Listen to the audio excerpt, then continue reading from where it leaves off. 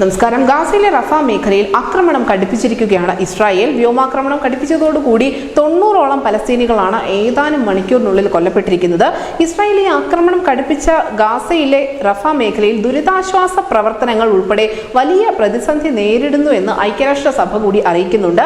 സാധനങ്ങളുടെ ലഭ്യതക്കുറവും അരക്ഷിതാവസ്ഥയും രൂക്ഷമായതോടുകൂടി മേഖലയിൽ സഹായ വിതരണം നിർത്തിവെക്കേണ്ടതായി വന്നു എന്നുകൂടി UN അറിയിച്ചു. ഗാസയിലേക്ക് കടൽ മാർഗം സഹായം എത്തിക്കുന്നതിനായി അമേരിക്ക നിർമ്മിച്ച ഫ്ലോട്ടിംഗ് കടൽപ്പാലം വഴി കഴിഞ്ഞ 2 ദിവസത്തിനിടയിൽ ഒരു സഹായവും റാഫയിലേക്ക് എത്തിയിട്ടില്ല എന്നുകൂടി ഐക്യരാഷ്ട്ര സംഘടന പറയുന്നുണ്ട്.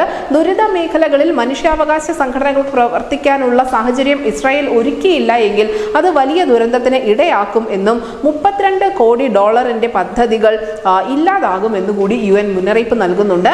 എന്നാൽ റഫയിലേക്കുള്ള സഹായ വിതരണത്തിന് നിയന്ത്രണം ഏർപ്പെടുത്തിയിട്ടില്ല എന്നാണ് ഇസ്രായേൽ ഇപ്പോഴും തറപ്പിച്ച് പറയുന്നത്.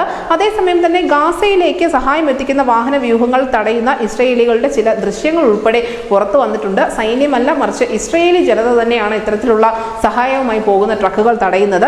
സഹായ സാധനങ്ങളുമായി കടന്നു വരുന്ന ട്രക്കുകളുടെ വിവരങ്ങൾ തീവ്ര വലതുപക്ഷ പ്രവർത്തകർക്കും ഇസ്രായേൽ കുടിയേറ്റക്കാർക്കും ചോർത്തി നൽകുന്നുണ്ട് എന്ന തരത്തിലുള്ള ചില റിപ്പോർട്ടുകളും വരുന്നുണ്ട്. എന്തായാലും മാനുഷിക സഹായം എത്തുന്നില്ല. അതിനോടൊപ്പം തന്നെ ചുരുങ്ങിയ സമയത്തിനുള്ളിൽ നിരവധി മനുഷ്യർ കൊല്ലപ്പെട്ടുകൊണ്ടേയിരിക്കുന്നു. പക്ഷേ എന്തുകൊണ്ടാണ് ഇത്തരത്തിൽ ഇസ്രായേൽ ആക്രമണം കടുപ്പിക്കാനുള്ള സാഹചര്യം എന്നുകൂടി നമ്മൾ വിലയിരുത്തേണ്ടതുണ്ട്. അവിടെ ഹമാസിന്റെ ബന്ദികളായിരുന്ന ചിലർ കൊല്ലപ്പെട്ടു എന്നുള്ള സൂചനകൾ പുറത്തു വന്നിരുന്നു. ഇതിന് തൊട്ടു പിന്നാലെയായിരുന്നു ഇസ്രായേലിന്റെ ഭാഗത്ത് നിന്ന് വ്യോമാക്രമണം വളരെ ശക്തമായി തന്നെ ഉണ്ടായിക്കൊണ്ടിരിക്കുന്നത്. എന്തായാലും നിലവിൽ ഗാസയിലെ ഈ ഒരു റഫ മേഖല വളരെയധികം ദുരിതപൂർണ്ണമാണ്. ഹമാസിന്റെയും ഇസ്രായേലിന്റെയും ആക്രമണ പ്രത്യാക്രമണങ്ങൾ അവിടുത്തെ സാധാരണ ജനജീവിതത്തെ തന്നെയാണ് ഏറ്റവും അധികം ബാധിക്കുന്നത്.